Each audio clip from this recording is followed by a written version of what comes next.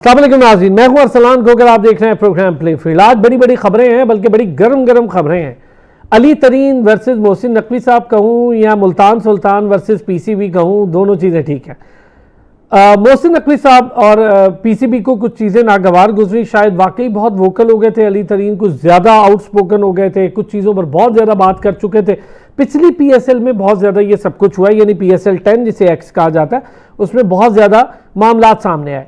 अली तरीन फ्रेंचाइज के माली मामलात को लेकर पाकिस्तान क्रिकेट बोर्ड के साथ और एडमिनिस्ट्रेटिव मामलात को लेकर, उसके बाद ऑक्शन और जो सिलसिला प्लेयर्स को लेने और ख़रीदने ड्राफ्टिंग का होता है, इन सारी चीज़ों पर बोल चुके हैं और काफ़ी बार इस पर बात कर चुके हैं। लेकिन हुआ ये कि काफ़ी देर पाकिस्तान क्रिकेट बोर्ड जो है वो खामोशी इख्तियार किए रखा, पर अब लगता ही है कि पाकिस्तान क्रिकेट बोर्ड ने सोचा कि अब मामला ज़रा डिफरेंट हो रहे हैं। पीएसएल 11 की तैयारी हो रही है, नए कॉन्ट्रैक्ट्स हैं, नए कॉन्ट्रैक्ट में नई टीम्स की इंडक्शन है, 2 नई टीम ने आना है। अब इशू ये है कि अली तरीन और मोहसिन नकवी साहब का क्लैश किस हद तक जाता है। क्या पाकिस्तान क्रिकेट बोर्ड मुल्तान सुल्तान के ऑनर को बतौर फ्रेंचाइज ऑनर दोबारा से इन होने देते हैं? नहीं, वरना उन्हें कहा जा रहा है हर किस्म की पीएसएल की सरगर्मियों से पाबंदी लगा दी जाएगी। काफ़ी सख्त हो जाएगा ये बात। और इसके बाद हम देखेंगे कि क्या 2 फ्रेंचाइज के साथ इस तीसरी फ्रेंचाइज का ऑनर तीसरी बार ढूंढेंगे, क्योंकि ऑलरेडी इसके 2 ऑनर्स तब्दील हो चुके हैं। इससे पहले एक ऑनर थे, उसके बाद अली तरीन ने ली और फिर बहुत अच्छे से रन किया, बल्कि फेमस और पॉपुलर फ्रेंचाइज बनी। क्या अली तरीन जो कुछ कह रहे हैं या जितने वोकल हैं, कोई इससे फ़र्क पड़ता है? क्या ऐसा घबराहट है पाकिस्तान क्रिकेट बोर्ड में, या पाकिस्तान क्रिकेट बोर्ड अपनी जगह ठीक है? मैं इन सारी चीज़ों पर और वनडे T20 टीम की सिलेक्शन पर जो एतराज़ात उठ रहे हैं उस पर भी ज़रा बात करेंगे। सलमान अली आगा T20 को लीड करने जा रहे हैं, शाहीन शाह आफरीदी वनडे टीम को लीड करने जा रहे हैं, तो क्या इस पर जो एतराज़ात उठाए जा रहे हैं साबिक क्रिकेटर्स की जानिब से दुरुस्त हैं, जायज़ हैं, या फिर हमारे एक्सपर्ट समझते हैं कि चीज़ें ठीक हैं, सब कुछ वैसा ही चलना चाहिए? और फिर पाकिस्तान का जो अभी हालिया टेस्ट मैच हुआ साउथ अफ्रीका के साथ, उस टेस्ट मैच के बाद काफ़ी कुछ सामने आया है। हम अपनी कोताहियों गलतियों से कुछ सीखते हैं या नहीं, इस पर भी बात करेंगे। अदर महमूद साहब तो बाबर आजम को मशवरे दे रहे हैं आप डोमेस्टिक खेलें। क्यों दे रहे हैं मशवरे? और भाई आप उनको लाजिम और पाबंद कर सकते हैं। पाकिस्तान क्रिकेट बोर्ड मशवरा देना क्या होता है? मतलब अजीब बात है। कहीं आप मशवरे दे रहे हैं और किसी को आप टीम से ही निकाल देते हैं उसको अपनी मर्जी से, उसको मशवरा नहीं देते कि यार आपको मशवरा दे रहे हैं, आप थोड़े दिन रुक जाएं। बाबर आजम ने बिग बैश लीग खेल ली है और फिर बाबरिस्तान के नाम से फ़ैन क्लब एक क्रिएट हो गया बहुत बड़ा, और पता है उस फ्रेंचाइज को कि जितने महंगा बाबर आजम को लिया है तो वो उस फ़ायदा पूरा भरपूर उठाएंगे उस फैन बेस से जो बाबर आजम का है। इन सारी चीज़ों पर बात करेंगे। आमिर बिलाल साहब ने हमें ज्वाइन किया। आमिर बिलाल साहब बहुत सीनियर स्पोर्ट्स एनालिस्ट हैं, हर स्पोर्ट्स पे बड़ी गहरी नज़र है। स्पेशली मैं क्रिकेट की बात करूं, हॉकी की, बेसबॉल की, बास्केटबॉल की, हर चीज़ पे बड़ी शानदार नज़र है। तो हम ज़रा इन सारी चीज़ों पर बात करेंगे। साथ ही साथ हमें सैयद हैदर भाई ने भी ज्वाइन कर लिया है। सैयद हैदर भाई सीनियर स्पोर्ट्स जर्नलिस्ट हैं। दोनों हजरात का बहुत शुक्रिया, हमें दोनों ने ज्वाइन कर लिया है। अच्छा जी, तो आमिर भाई पहले ज़रा इससे कि मैं आपसे शुरू करता, आज ज़रा हैदर भाई को इन पहले करेंगे। हैदर भाई आपका बड़ा फेवरेट टॉपिक है सर, ये मुल्तान सुल्तान और पीसीबी आमने सामने है। क्या मामला बन गया कि पसंद नहीं आया अली तरीन का कुछ बोलना? क्या अली तरीन बहुत ज्यादा बोल गए? बिल्कुल, अली तरीन बहुत ज्यादा बोले हैं, सही बात है। और असल में जो इस वक्त सिचुएशन है, जो फजा है पाकिस्तान की, वहां कोई भी नहीं बोल सकता है। अली तरीन तो अपने आप को बहुत बड़ी चीज समझ रहे हैं, जहांगीर तरीन के बेटे हैं और पाकिस्तान में बड़ा नाम है उनका। लेकिन मसला जो है वो टेक्निकल मसला है। मसला ये है कि इन्होंने जितनी इन्वेस्टमेंट की है वो वापस नहीं आ रही है। $6.35 मिलियन एनुअल फीस वो पे कर रहे हैं, जो 41.9 में उन्होंने खरीदा था मुल्तान सुल्तान को। जितनी उनकी तवक्को थी, पीएसएल को ब्रांड नहीं बन सका। उनका ये ख्याल था कि बाहर से बड़ी इन्वेस्टर्स आएंगे, बैटिंग कंपनी आएंगी और उनका ये सारा पैसा कवर हो जाएगा, वो नहीं हो पाया। उसकी वजह से वो बहुत ज़्यादा बेचैन है। 2 साल पहले भी उन्होंने ऐसी बातें की थी। उसके बाद अब जो है वो बहुत ज़्यादा बातें कर रहे हैं, इसीलिए वो चाहते हैं कि पीएसएल जो है इसकी वैल्यू थोड़ी कम करे मुल्तान की, जबकि पीएसएल और वैल्यू बढ़ा रहा है। 10 साल के जो नया कॉन्ट्रैक्ट अब बना रहे हैं उसमें और ज्यादा वैल्यू पीसीबी बनाना चाहता है। तो टेक्निकली जो है इनका प्रॉब्लम है कि इन्वेस्टमेंट वापस नहीं आ रही है, पैसा लगाए जा रहे हैं। फिर तीसरी बात यह है कि अली तरीन जो है वो समझते हैं कि मैं एक बहुत बड़ी चीज हूं, मैं दूसरी फ्रेंचाइज के जो ओनर्स हैं, अली नकवी हैं इस्लामाबाद के, या लाहौर कलंदर्स की, ये लोग इतनी बड़ी चीज नहीं है, मैं बहुत बड़ी चीज हूं, मैं उसका बेटा हूं जो हुकूमत गिराता है और बनाता है। तो ये सारा एक फैक्टर है जिसकी वजह से वो बोल रहे हैं। लेकिन जाहिर है आप जो कुछ भी हो, आपको एक रेगुलेशन के साथ चलना पड़ता है। अच्छा, मुझे एक बात समझ में नहीं आई कि पीएसएल का लाइसेंस जो अगर कैंसिल होता है, कुछ होता है, अली तरीन के बोलने से कैसे हो सकता है? अली तरीन जो है उसके रजिस्टर्ड ओनर तो है ही नहीं, उसके रजिस्टर्ड ओनर तो उनके चचा थे, जो जिनकी डेथ हो चुकी है। अब आलमगीर खान, अली तरीन का उसमें क्या पोर्टफोलियो, ये अभी तक किसी को पता नहीं है। मुल्तान सुल्तान में बज़ाहिर वो ओनर है, बज़ाहिर सब कुछ है, लेकिन ऑफिशियली किसने साइन किया है कॉन्ट्रैक्ट पे?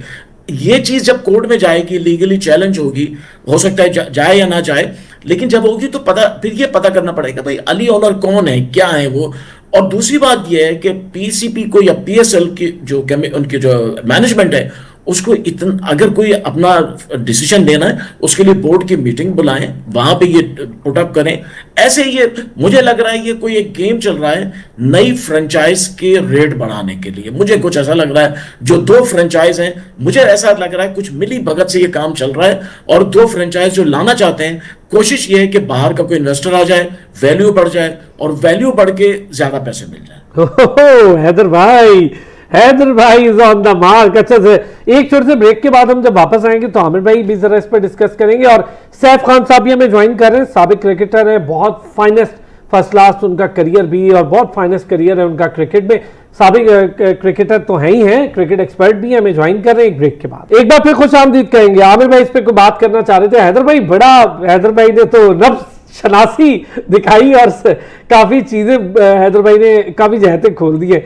ये जो इस तरह की कॉन्फ्लिक्ट्स आते हैं आमिर भाई, क्या वाकई में ये कॉन्फ्लिक्ट आपको जो दिख रहा है कि जी एक दूसरे को लीगल नोटिस भेज रहे हैं? और वाकई हैदर भाई ने एक सवाल उठाया कि अभी ऑनरशिप के हवाले से आलमगीर खान साहब के बारे में है कि जी वो इसके ऑनर थे, लेकिन इनका भी कोई ना कोई सीईओ या कुछ रोल होगा, और जाहिर है सेकंड ऑनर तो होंगे ही ऑब्वियसली, तो कोई चीज़ सामने आ ही जाएगी। अच्छा अरसलान, मैं इस पे थोड़ी सी ना इसकी एक बैकग्राउंड ओवरऑल जो फ्रेंचाइजेज़ की जो सूरत हाल होती है उसके मैं एक इनपुट ज़रूर दूंगा। हो सकता है बहुत सारे लोग मुझसे इस पे इत्तफाक ना करें, लेकिन नोइंग के फ्रेंचाइजेज़ जैसे कबड्डी फ्रेंचाइज़ या जिस तरह से कि वॉलीबॉल की फ्रेंचाइज़ ये क्यों इतनी कामयाब नहीं हो सकी, और कुछ ऐसे लोग जो कि इससे मुतालिक थे उनका मेरे साथ भी रब्ता था। हमारे हैदर भाई हैं जिन्होंने अब स्ट्रॉबेरी के नाम से अपना एक सिलसिला शुरू किया हुआ स्पोर्ट्स मैनेजमेंट का, और अब वो हॉकी जूनियर लीग भी शुरू करने लगे, जो कि बहुत अच्छा एक इनिशिएटिव है। देखिए अल्टीमेटली इस सारी चीज़ का पर्पस क्या होता है? इस सारी चीज़ का पर्पस होता है टू जनरेट रेवेन्यू, और वो पैसा जो है वो खिलाड़ियों के पास भी जाता है। वो क्योंकि एक हाइब्रिड मॉडल होता है तो वो पाकिस्तान क्रिकेट बोर्ड के पास भी उसका शेयर होता है, और फ्रेंचाइजीज भी उससे कमाती हैं, और जो इन्वेस्टर उसके अंदर आता है उसका भी बुनियादी पर्पस यही होता है। और फिर इसके अंदर मीडिया, एडवर्टाइजिंग और ये सारे अवामिल शामिल होते हैं। लेकिन इसकी एक बुनियाद है, और वो बुनियाद है वो इनपुट या वो प्रोडक्ट जो खिलाड़ी की फॉर्म में होते हैं। अब अगर आपके पास खिलाड़ियों की बेस या खिलाड़ियों का मयार उतना अच्छा ना हो, और आप ये चाहें कि आपका प्रोडक्ट अच्छा हो जाए, तो आप जितने मर्जी बाहर से खिलाड़ी लाते रहें वो एक हद तक आएंगे, क्योंकि आपके पास लिमिटेड वेन्यूज़ हैं जिनके ऊपर आप ये मैचेस करवा सकते हैं। इसकी वजह से आपके पास मीडिया का इंटरेस्ट भी एक लिमिटेड होता है। लेकिन अगर आप जो लोग इसके अंदर स्टेक होल्डर्स हैं वो चाहें कि हम इसकी वैल्यू बढ़ाते चले जाएं, तो भाई वैल्यू किस चीज़ पे बढ़ा रहे हो? वैल्यू बढ़ाने के लिए आपको पहले प्रोडक्ट को भी तो बेहतर करना है ना। तो जब प्रोडक्ट बेहतर नहीं हो रही है, और पाकिस्तान क्रिकेट लीग जो है वो या पाकिस्तान सुपर लीग जो है वो उस तरह से अपने आप को ब्रांड अगर नहीं कर पा रही, तो फिर ये इश्यूज आएंगे। ये आज मुल्तान में आए हैं, कल ये किसी और में आएंगे। तो ये चीज़ें जो हैं इसको समझना ज़रूरी है। और इसीलिए बाहर के ममालिक में जहाँ पर के लीग की स्पोर्ट्स होती हैं डिफरेंट गेम्स की, वहाँ आप ये देखें, मैं आपको एग्जांपल देता हूँ एनबीए की। ठीक है जी, एनबीए में क्यों इतना मेयार इतना हाई होता है? क्योंकि प्रोडक्ट बहुत आला होता है। NBA समझता है कि हम जो बास्केटबॉल वहाँ खिला रहे हैं अमेरिका में, उसका मेयार दुनिया में किसी ओलंपिक्स या वर्ल्ड चैंपियनशिप से बेहतर है। अच्छा, वैसे पॉपुलर तो वाकई बहुत ठीक है जी, और दुनिया देखने आती है, उसके कितने महंगे टिकट्स हैं, कितना उसका महंगा मीडिया राइट्स हैं, और सुपरस्टार्स हैं, और उनकी कितनी कितनी वैल्यू है उन प्लेयर्स की। यही हाल NFL में है, यही हाल फुटबॉल में है, यही हाल आइस हॉकी में है। तो मेरे भाई, मेरा जो बुनियादी मकसद है कहने का वो ये है कि चाहे आपकी लीग क्रिकेट हो, चाहे आपकी टेस्ट क्रिकेट हो, और जिस पे हम आगे भी बात करेंगे T20 और ODI, अगर आपने अपने प्रोडक्ट्स को अच्छा ना किया और उनकी बुनियादें ठीक ना की, तो आपके पास अच्छे खिलाड़ी नहीं आएंगे। मैं क्यों जाऊंगा स्टेडियम में मैच देखने? मैं जाऊंगा अपना वक्त या पैसा लगा के कि मुझे एक अच्छी एंटरटेनमेंट चाहिए। अगर आप वो अच्छी एंटरटेनमेंट मुझे नहीं दे रहे, तो मुझे क्या जरूरत है कि मैं आपका एक इतना महंगा टिकट खरीदूं और जाके अपना वक्त जाया करूं?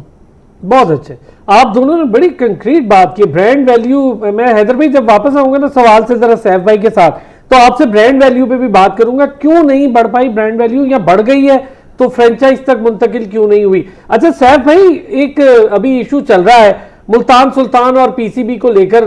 फ्रेंचाइज शायद मुल्तान सुल्तान को मुश्किलात भी हो जाए आगे जाकर। हम अपनी PSL को इतना बड़ा ब्रांड और माशाल्लाह बेहतर तरीके से आगे ले गए हैं। 2 टीमें हमने और इसमें अभी इंडक्ट करनी है, लेकिन उससे पहले अगर एक टीम के ऑनर ही पीछे हट जाते हैं, इसका मतलब ये होगा दोबारा हमें 3 ऑनर ढूंढने हैं।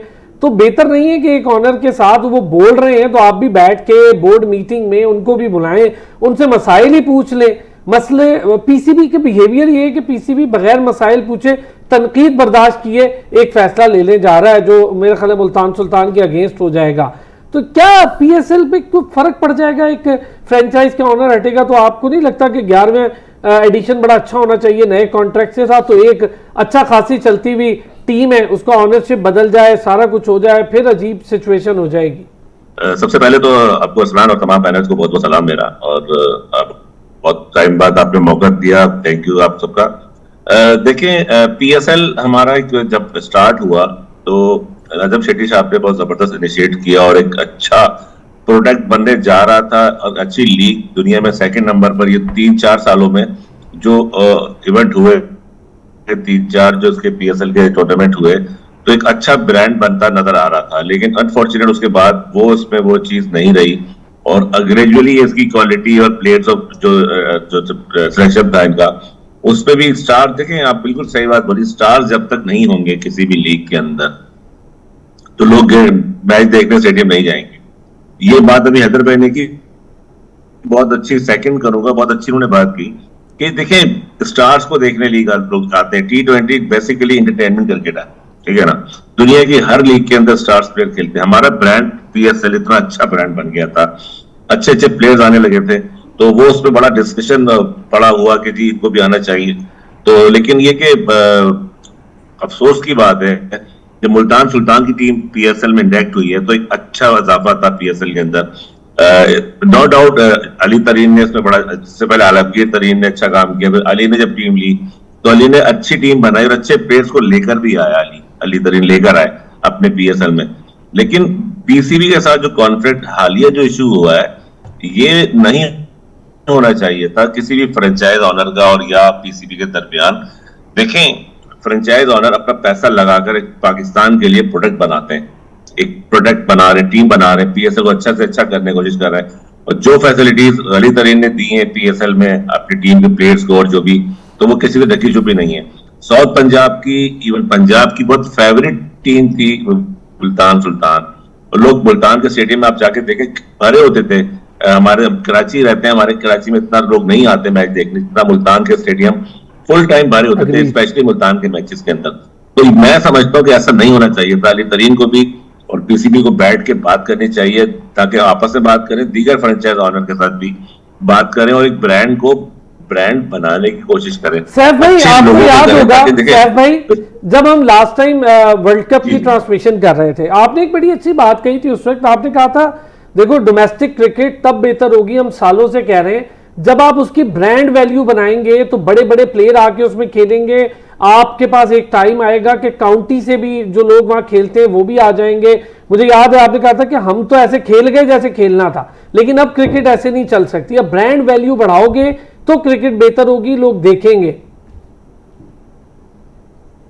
अरसलान, जब मैं और आप क्रिकेट खेलते थे तो उस वक्त सुपर डुपर स्टार्स, मुझे अच्छी तरह से याद है, मैंने प्रोग्राम में कहा था, मुझे याद है कि हमारा क्लब का फाइनल था और मोइन खान, आशिल लतीफ, बासित अली, आसिर मुश्तबा, सुबह आगे एक क्लब के स्टार्स हैं, चाहे जी भाई हो, मुशी भाई, वकार भाई, ये लोग सारे फर्स्ट क्लास यूबीएल के लिए या नेशनल बैंक के लिए, पीआईए के लिए सारे खेलते थे। इस बात से तो मैं अग्री हूं आपकी कि मैंने तो वो टाइम भी देखा हमारा प्लेयर जो क्यों पैसे के लिए। हाँ, लेकिन वाकई उस वक्त इतना पैसा भी इन्वॉल्व नहीं था जितना अब है। ये बात सही है हैदर भाई, ये जो ब्रांड वैल्यू वाली बात बड़ी अच्छी की अभी आमिर भाई ने, कि जब तक आप ब्रांड वैल्यू नहीं बनाएंगे ना भाई, अपनी प्रोडक्ट को तो बड़ा करें, प्रोडक्ट बड़ा करें, उसकी कॉस्ट बढ़ जाएगी, किसी को कहने की जरूरत ही नहीं।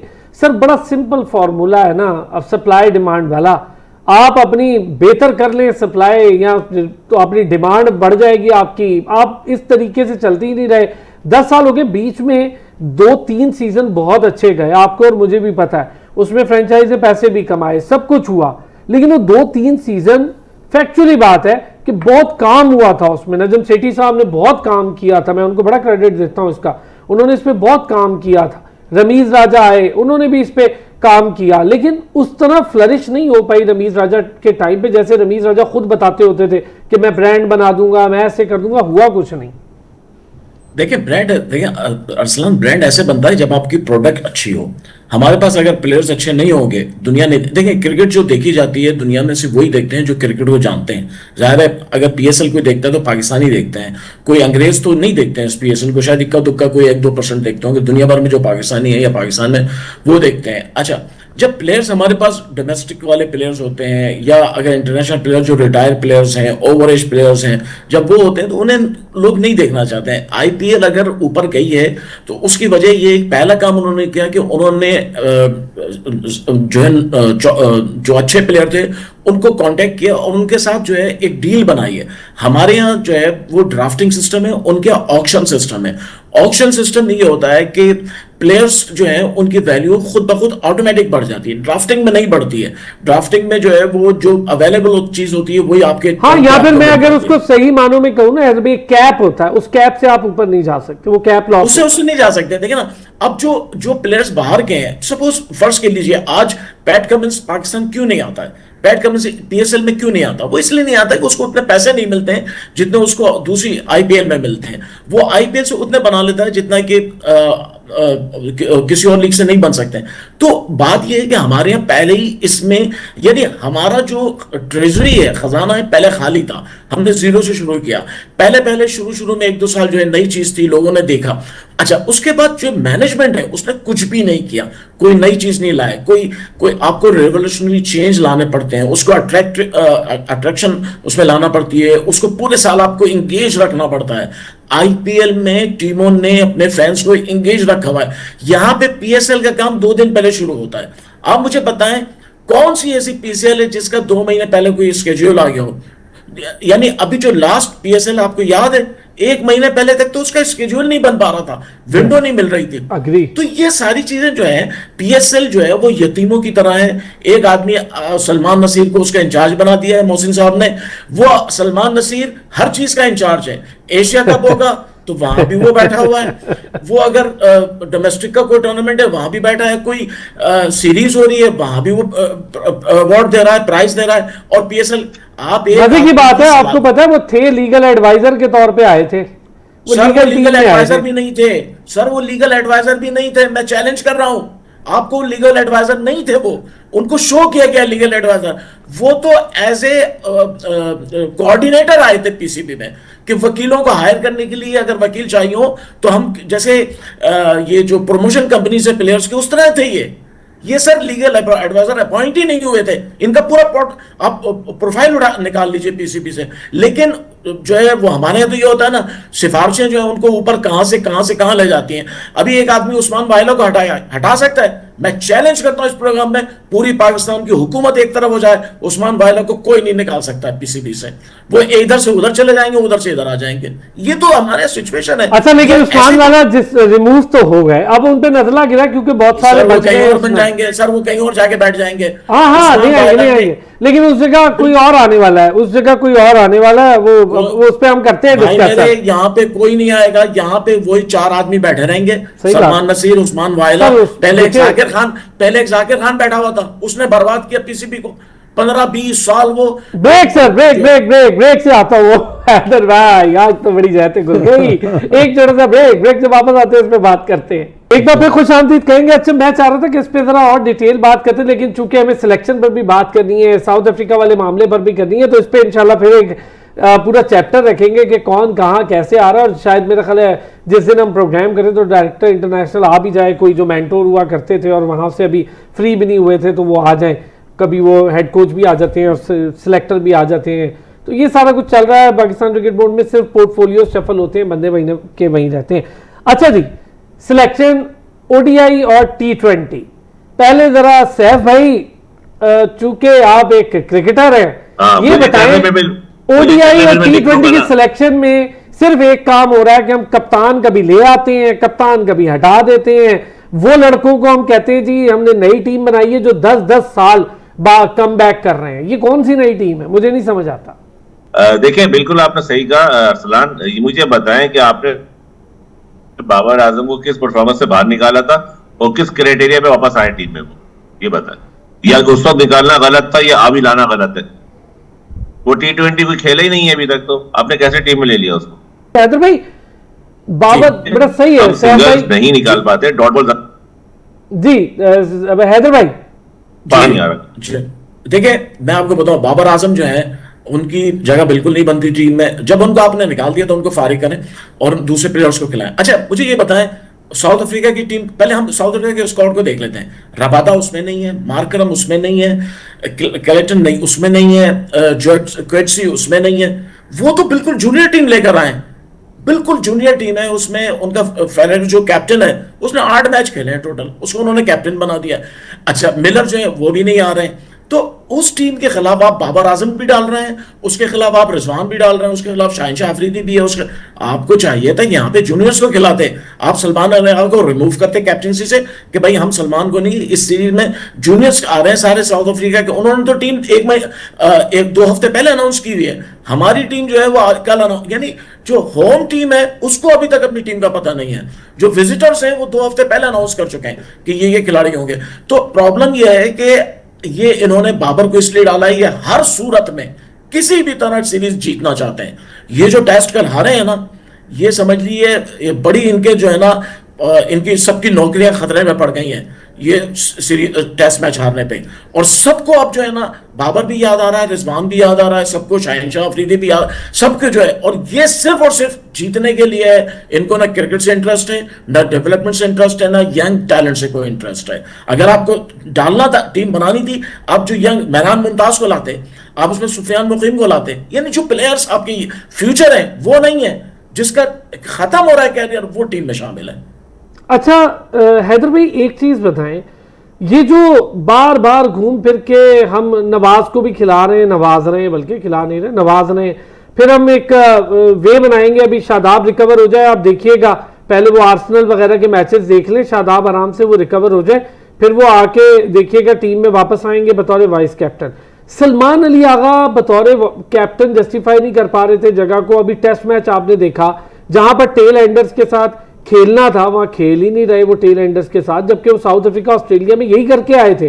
कौन खेलेगा, कब स्कोर करेगा? बाबर ने 50 किया, चलते बने। मुझे तो बाबर से बड़ी शिकायत है। अब बाबर को मशवरा दे रहे हैं अजहर महमूद के जाके डोमेस्टिक खेलें। अजीब बात है, मशवरा क्यों दे रहे हैं भाई, आप पाबंद करें ना।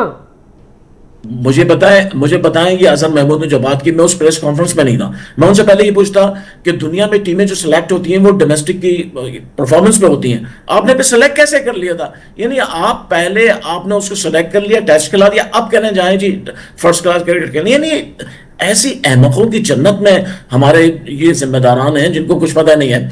और दूसरी बात यह है कि अगर आप जो है यहाँ पे ये समझते हैं कि ये प्लेयर्स नहीं खेल पा रहे तो उन्हें आउट निकालें, दूसरों को लाएं जो खेल सकते हो।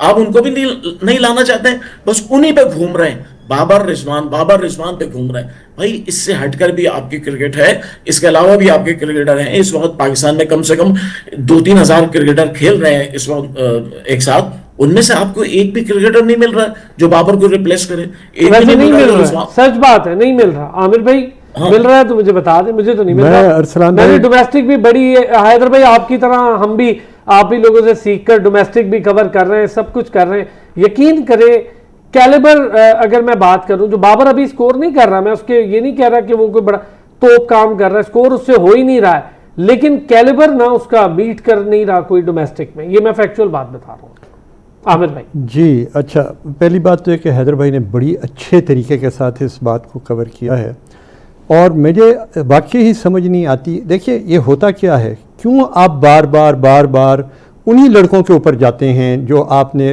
आजमाए हुए हैं। खुशदिल भी वापस आ जाएगा, नवाज भी आ जाएगा, इसलिए शादाब कि भी सारे भी आ आपका शॉर्ट टर्म ऑब्जेक्टिव है, जो हैदर ने कहा जैसे शॉर्ट टर्म ऑब्जेक्टिव क्या है कि किसी तरह से हम ये T20 सीरीज जीत जाएं। उनका ऑब्जेक्टिव क्या है साउथ अफ्रीका का? उनका ऑब्जेक्टिव है कि वो T20 वर्ल्ड कप को देख रहे हैं, वो आगे अपनी टीम को देख रहे हैं कि हमने फ्यूचर में इन लड़कों को कैसे आगे लेके जाना है। उन्हें इससे कोई परवाह नहीं है कि आप हारते जीतते हैं। और मैं आपको एक चीज़ बता दूं, यू मे बी सरप्राइज्ड कि ये लड़कों की, ये यंग लड़कों की टीम साउथ अफ्रीका की आपको T20 में भी परेशान करके जाए। And it is not going to be a clean walk और a straight clean sweep for you. मैं आज बता देता हूं, it is not going to be a clean sweep because आप इस वक्त बड़े प्रेशर में हैं, आपका कॉन्फिडेंस शटर हुआ है। और अगर आप ये समझते हैं कि ये आपको बेल आउट कर देंगे ये पुराने प्लेयर्स आके, तो मेरे ख्याल में you are living in fool's paradise. Sir मैं तो बड़ा बुरा लगा कुछ लोगों को जब मैंने सवाल किया आमिर भाई, मैंने कहा आपको मुझे पता था ये टेस्ट मैच और टीम आने से पहले कि मुत्तुस्वामी की उनके डोमेस्टिक में 9 सेंचुरी हैं। आपने वर्कआउट किया था बतौर कप्तान, बतौर कोच, बतौर एनालिस्ट कि उसकी 9 सेंचुरी हैं, तो लूप होल जहां छोड़ेंगे तो वो स्कोर करेगा। वो इसलिए कि सारी दुनिया में जो ऑब्जेक्टिवली चीज़ें देखी जाती हैं, अगर आपने अपना होमवर्क नहीं किया हुआ तो फिर यही रिजल्ट निकलेगा। और मैं एक चीज़ और आपको बताऊं, आप जो कह रहे हैं ना कि टैलेंट की कि जी इतना पाकिस्तान में तो ग्रेवयार्ड के अंदर भी बच्चे क्रिकेट खेल रहे होते हैं। अग्रीड, बहुत क्रिकेट है। कोई इतना क्रिकेट जिस मुल्क में हो और वहां पर से अगर कोई चीज़ फिल्टर अप होके नहीं आ रही तो इसका मतलब है सिस्टम में कोई फ्लॉ है ना कहीं पे। और फ्लॉ क्या है, मैंने एक किताब पढ़ रहा था जी, जिम ब्राउन एक ऑथर हैं, उनका टैलेंट हंट के ऊपर। हमारा इशू क्या है, हमारा टैलेंट हंट क्या है? एक बहुत बड़ा फ्रेंचाइज इस वक्त एक गवर्नमेंट की एक ऑर्गेनाइजेशन के साथ मिलकर टैलेंट हंटिंग कर रहा है। और टैलेंट हंटिंग क्या हो रही है? ट्रायल्स हो रहे हैं।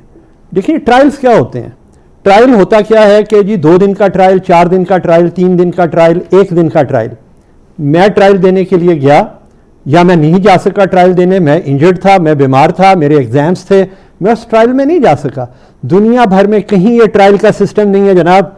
वहां पर जो टूर्नामेंट्स होते हैं उसके अंदर पेड स्काउट्स आते हैं। उन पेड स्काउट्स का ये काम होता है कि वो टैलेंट को हंट करके लेकर जाएं। तो अब जब आपने अपने दफ्तर से ही बाहर नहीं निकलना, आपने लोकल टूर्नामेंट्स में ही नहीं जाना, आपके पास डाटा ही नहीं है, मुझे बताएं आज आप किसी पीसीबी में या किसी प्रोविंशियल ऑर्गेनाइजेशन में क्रिकेट की आप जाएं, उनसे डाटा मांगे, मैं देखता हूं कौन आपको डाटा देता है, क्योंकि उनके पास डाटा है ही नहीं है। डाटा एक अलग चीज है, उनको ये पता ही नहीं है असल मसला क्या है। आमिर भाई जो मेरा हमेशा से लड़ना है या रोना है वो ये है कि आप ठंडे कमरों में ESPN से डेटा देख लेंगे, सारा कुछ देख लेंगे, भाई इसने इतना स्कोर किया, इसने इतना स्कोर किया, आपके पास एक स्कोर शीट आ जाएगी, आप वो देख लेंगे स्कोर कार्ड को किसने। ये आपको नहीं पता चलेगा उसने किस सर्कमस्टांसेस में किस Exactly. पोजीशन में 35 रन भी किए ना और मैच जितवाया और मुश्किल पिच पे किए, वो प्लेयर है, Absolutely. उसको देखें किस ये विकेट पे problem है। किया, किस ऑपोजिशन के अगेंस्ट किया, किन सर्कमस्टांसेस में किया, किस वेदर में किया, किस विकेट पे Agreed. किया। ठीक है जी। तो जब आप ये सारा कुछ करने के लिए आपको ग्राउंड में जाना पड़ेगा ना। लेकिन सर हम वो रिवायती डोमेस्टिक, मैं अभी आपके सामने रखता हूँ एक बड़ी मजे का किस्सा। सैफ भाई, ये जो रिवायती डोमेस्टिक स्ट्रक्चर है हमारा, उसी से हम डेटा लेते हैं। पहले तो ये काम चल रहा था कि बहुत बड़ा बड़ा टैलेंट था ना, सईद अनवर भी आ जाता था, यूसुफ भी आ जाता था, यूनुस भी था, इंजमाम भी आ जाता था, बड़ा बड़ा टैलेंट था सर। अब वो टैलेंट भी नहीं है और डेटा भी हमारे पास पता नहीं क्या है। शायद उस वक्त सिलेक्टर जाते होंगे देखने मैचेस, अब तो जाते भी नहीं है। लेकिन क्या टैलेंट गायब हो गया, राइट डेटा हमारे पास नहीं है, या फिर सिलेक्टर्स की नजर ही नहीं है? सब कुछ है, नियतों का फर्क है। वाह बात यह है कि जब आपने पसंद और नापसंद पे टीम बनानी है, लड़के खिलाने, ठीक है, सबसे बड़ा इशू पता है क्या है? सबसे बड़ा इशू मेरी नजर में ऊपर लेवल पे कम है, नीचे लेवल पे ज्यादा है। डिस्ट्रिक्ट लेवल पर दोनों ज्यादा प्रॉब्लम। जो डिस्ट्रिक्ट की टीमें बन रही हैं या जो नीचे टीमें बनती है ना, 19 से लेके 14, उसमें पसंद नापसंद से शिकार लड़के होते हैं, वहां पर लैकिंग चलती है।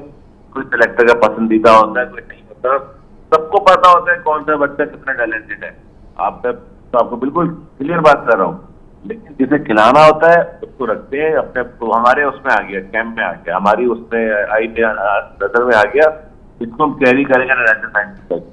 वो जो जरा सी जो कुछ नीचे लेवल पे हो रहा है, उसमें बहुत सारे लोग बातें कर चुके हैं, बहुत फ्लॉज है नीचे। ऊपर हम ऊपर की बातें कर लेते हैं, नीचे से प्रोडक्ट जब ऊपर जाएगा वही तो आगे जाके खेलेगा।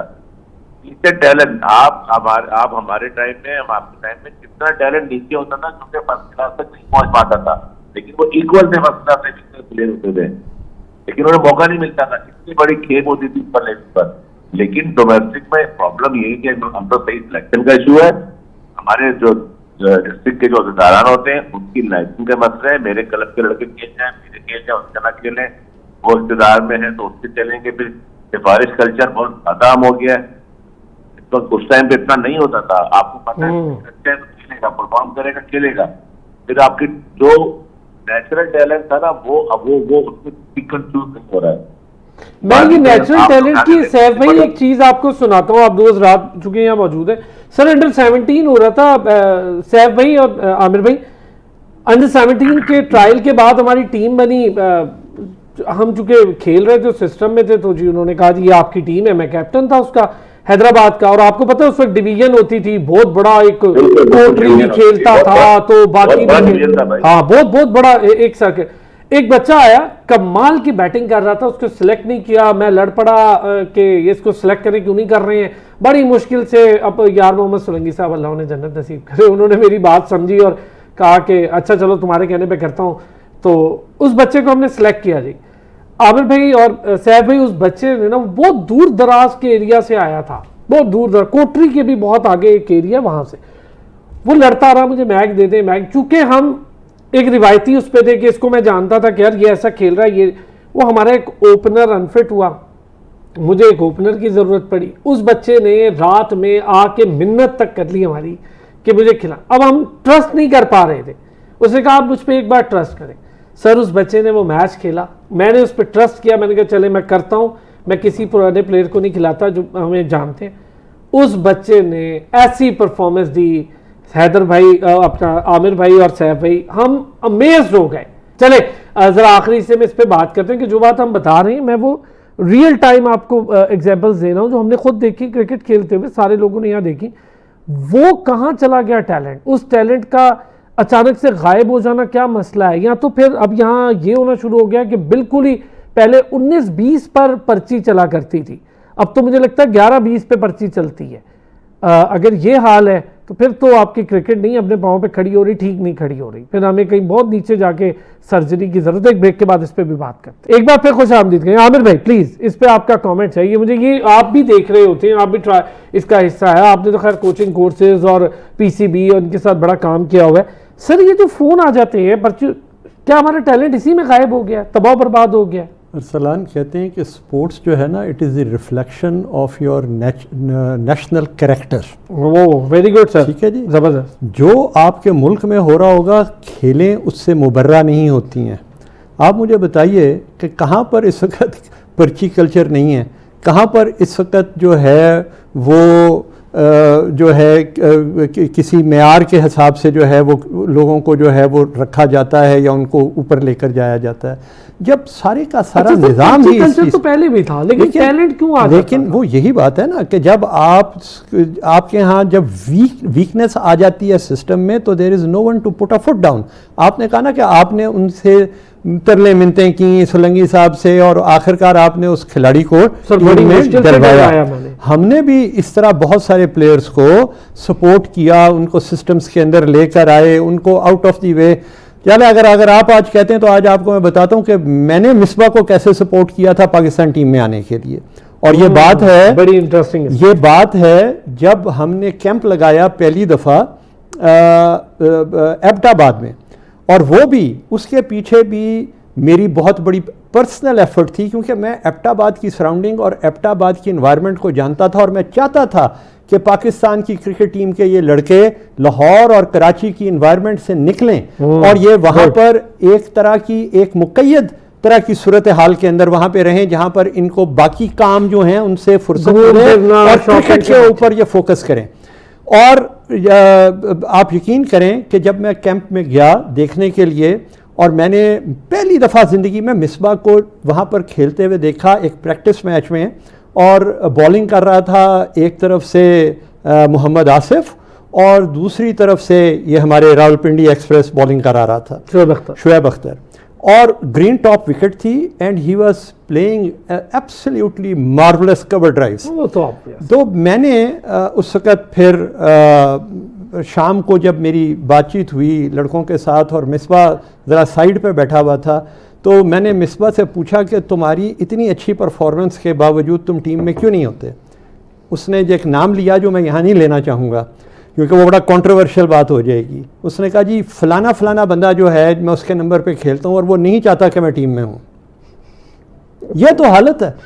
And then I personally made an effort. Doctor Naseem Ashraf उस वक्त चेयरमैन थे, और वहाँ पे जो चीफ सेलेक्टर थे सल्लू भाई, उनसे मैंने बात की, एंड आई मेड श्योर कि मिसबा जो है वो टीम में एक चीज़ आपने बड़ी अच्छी याद कराई। सल्लू साहब जो थे, सलाउद्दीन सल्लू साहब, वो जाते होते थे, मैंने ग्राउंड पे बहुत देखा, वो बिल्कुल जाते होते थे। लेकिन मैं आपको एक बात बता रहा हूँ कि देखें, समटाइम्स आप को भी, आपने भी तो कहीं पर जवाबदेह होना है ना, आपका एक अपना एक कॉन्शियस भी तो आप लोग थे। देखिए फिर भी मतलब पर्चियों के बीच में भी शोएब अख्तर आ गया, वसीम अकरम आ गया, वकार यूनुस आ गया, इंजमामुल हक आ गया, यूनुस खान आ गया, अजहर अली आ गया, असद शफीक आ गया। लेकिन यही लोग जब खुद आते हैं सैफ भाई, जब खुद आके उन सीट्स पे बैठते हैं, तो क्यों इंसाफ नहीं करते उन सीट्स के साथ? कुछ साइकी ऐसी है जो आप मुझे समझा सकें? आप ये जो बात कर रहे हैं ना अरसलान, ये बात हम जब भीड़ बैठते हैं, अभी लास्ट संडे की बात है। अब शेब मलिक वेटरन्स हो गए, तो वो वेटरन्स कराची की जो वेटरन्स क्रिकेट है उसमें वो मैच खेल रहे थे मोइन खान अकेडमी पर। तो वेटरन्स क्रिकेट में खुशगवार इजाफा है 85 की। तो हम वहां भी ये बातें कर रहे थे। वैसे भी अब डिस्कशन में बात रहती है, जब ये खुद दो पोस्टों पर आते हैं तो उस टाइम इनको तो पता होता है ना किस लेवल पे खेल, कितनी ज्यादतियों के बाद, कितनी एफर्ट परफॉर्मेंस देने के बाद जाके आए। तो उस वक्त ये अपनी चीजें जो सही होती हैं, जो गुजरे होते हैं जो हालात, वो नए वाले बच्चों पर नहीं गुजरे, वो चीजें वो क्यों नहीं करते? ये बहुत बड़ा निशान है। ये इस पे एक्सपोजर मिसबा आया, सरफराज है, तो जो सुपरस्टार हमारे बोर्ड पे काम कर रहे हैं, असद शफीक तो भी लंकर था, कराची का हेड कोच कर रहा है, एनपीए का हेड कोच कर रहा है। तो ये लोग उस लेवल पे क्यों नहीं आके सोचते? इनको चाहिए कि जो नए बच्चे हैं उनको अपनी चीजें डिलीवर भी करें और उनको प्रोटेक्ट करें, उनको सपोर्ट करें, उनसे आसानियां पैदा करें, नए लड़कों को निकाल के लाएं। अच्छा, वैसे इनमें से एक बंदा ऐसा है सैफ भाई जिसको मैंने ना अभी काम करते देखा, मुझे बड़ी खुशी हुई, और वो है उमर गुल। उमर गुल को नॉर्मल से ग्राउंड में, बिल्कुल नॉर्मल से ग्राउंड में, कोई बड़ा उसको प्रोजेक्शन नहीं, कोई कैमरा नहीं, कोई कुछ नहीं, चुप करके वो आया, इस्लामाबाद आया, कुछ दिन रुका, पेशावर जाता है, वहां रुकता है, वो लड़कों को खुद क्लब में जाता है, बच्चे छोटे बच्चों को ट्रेन कर रहा है खुद से, किसी के कहने पे नहीं। ये होना चाहिए ना। और आप देखिएगा उमर गुल कासिम को बहुत अच्छा बॉलर निकलेगा। मिजाज कुछ प्लेयरों की, कुछ लोगों की जाती मिजाज इस तरह के होते हैं, वो करते हैं। हर कोई इस तरह के नहीं सोचता ना, लोग सीटें एंजॉय कर रहे होते हैं। अच्छा ये बताएं सैफ भाई, वक्त कम होगा, ये कैप्टन की तब्दीली बार बार ये कोई क्या रंग ले आएगी? फिर शाहीन कप्तान आ गया, खुश हैं आप तो? खैर बहुत खुश होंगे। अच्छा शाहीन कप्तान आया तो शाहीन को हटाया था, वो फैसला गलत था या अभी वाला फैसला था? मुझे लगता है पता नहीं क्या सही था और क्या गलत, मैं तो खुद कंफ्यूज हो जाता। आगा सलमान की जगह बनती है T20 क्रिकेट में, आप समझते हैं? नहीं बनती, इसमें कंफ्यूज नहीं हूं, नहीं बनती। तो फिर आपके फैसले ऐसे जवाब देते, खुद जवाब देते कि आप गलत फैसले कर रहे हैं ना। आमिर भाई कोई है आपको समझ आता कैप्टनसी बिल्कुल, ये तो जब मैंने तो पहले भी आपसे कहा कि जब आपके पास आपने कैप्टन को ग्रूम ही नहीं किया हुआ, एग्जैक्ट, और आपके यहाँ पे एक कैरियर पाथ है ही नहीं है, सक्सेशन प्लान नहीं है, सबसे बड़ी बात ये है। मैं आज मुझे आप बताएं, आप चाहे शाहीन शाह अफरीदी को कप्तान बनाएं, चाहे आप बाबर आजम को बनाएं, चाहे आप रिजवान को बनाएं, मुझे बताइए कि अगला कप्तान कौन होगा? सारी टीमों को पता होता है। यकीन करें मुझे इन लड़कों में से अभी पता ही नहीं है ना, शायद बोर्ड को पता हो। लीडरशिप मटेरियल लीडर्स को आप ट्रेंड करते हैं, सर वर्क कर। मैं आपसे भी ये ट्रेनिंग प्रोग्राम पे एक बार बात करूंगा, क्योंकि आपने इस पे बहुत काम किया हुआ है, पीसीबी के साथ भी, लड़कों के साथ भी। इंशाल्लाह इस पे प्रोग्राम पे कोई लीडरशिप कैसे पता चलती है लड़कों की, किसको कप्तान बनाना है, ये कैसे पता चलता है? ये भारत को कैसे पता चल जाता है जो हमें पता नहीं चलता? वो शुभमन गिल ने कहीं कप्तानी नहीं की थी, उन्होंने इसको कप्तान बनाया, कमाल का कप्तान निकल आया। ऐसे कई मिसालें हैं जिन्होंने कहीं कप्तानी नहीं की थी। बहुत शुक्रिया आमिर बिलाल साहब, thank you so much. Saif Khan साहब बहुत शुक्रिया, सैयद हैदर भाई का बहुत शुक्रिया। पीर के रोज फिर होती है आपसे मुलाकात, अपना ख्याल रखिएगा।